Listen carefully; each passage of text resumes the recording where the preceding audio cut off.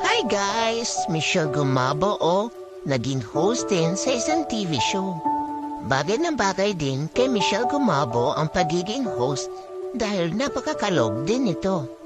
Talaga napaka-talented ni Michelle Gumabo dahil kwera sa magaling ito mag-volleyball player ay sumali dito sa isang beauty pageant.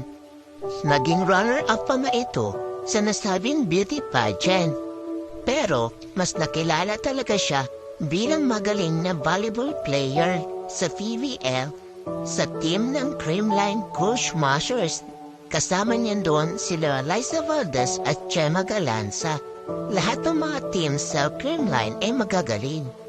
Kaya nga nakasampung championship sila. Sa ngayon ay engaged na si Michelle Gumabo. Naghahanda na rin sila sa nalalapit nilang kasal. Good luck sa'yo, Michelle Gumabo!